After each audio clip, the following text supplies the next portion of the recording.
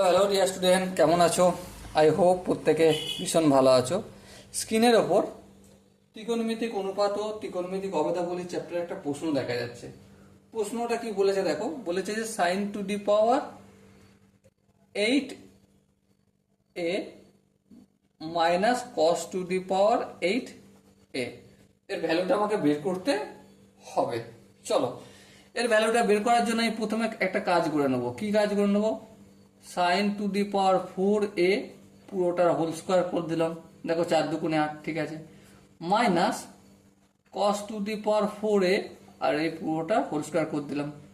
এবারে sign to the power 4a এটাকে a R cos to the power 4a এটাকে b ধরলে a square minus b square হয়। সূত্র কি? a স্কোয়ার মাইনাস সূত্র হচ্ছে a plus b into a minus b।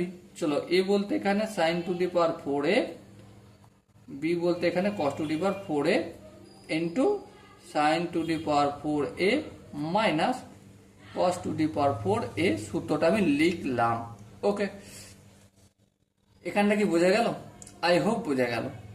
এবার দেখো, এই sine to the power 4a আর cos to the power 4a এটাকে আমি আরেকটু এলাবোরেট করব। কিভাবে করব? সাইন স্কোয়ার a পুরোটা হোল স্কোয়ার, তাহলে sine to the power 4a হলো, প্লাস কস স্কোয়ার a এর হোল স্কোয়ার হয়ে গেল। এবারে সেকেন্ড ব্র্যাকেট দিয়ে দিলাম। ওকে, আর এখানটা কি করব?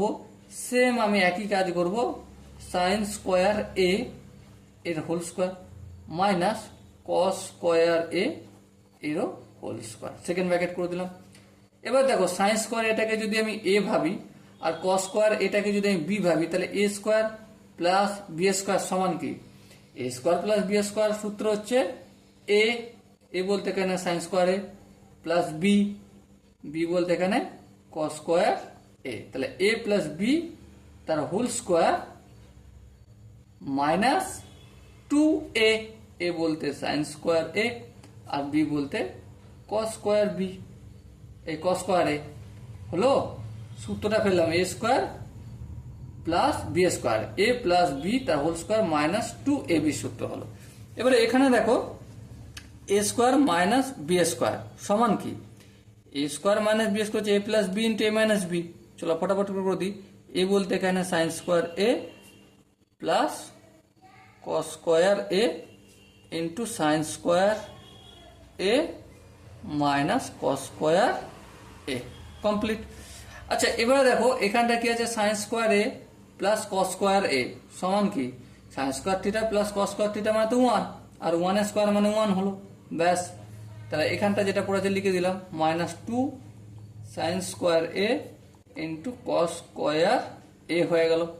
আচ্ছা, এবার এখানটা দেখো, sign square a plus cos square a, sine square theta plus cos square theta মানে তো 1, এখানটা 1 লিখলাম ইন্টু এইটা, তাহলে একের সঙ্গে আমি এটা যাই গুণ করি সেটাই থাকবে, তাহলে সেটা কি? Sign square a minus cos square a। Okay, so এটা আমাদের আনসার। এটার সাথে এক গুণ আছে, এইটার মানে তো এক, তাহলে এক গুণ আছে, এক গুণ থাকা আর না থাকা এটা লিখতেও পারি, নাও লিখতে পারি। ওকে, আই হোপ এই প্রশ্নটার আনসার করার সময় প্রতিটা স্টেপ বোঝা গেছে। যদি কোনো স্টেপ বুঝতে অসুবিধা হয় বা ডাউট থাকে বা কনফিউশন থাকে, তার জন্য কি করতে হবে? কমেন্ট বক্সে জানাতে হবে। ওকে, সো দেখা হচ্ছে পরবর্তী সেশনে। ততক্ষণ পর্যন্ত ভালো থেকো, সুস্থ থেকো এবং জয় হিন্দ।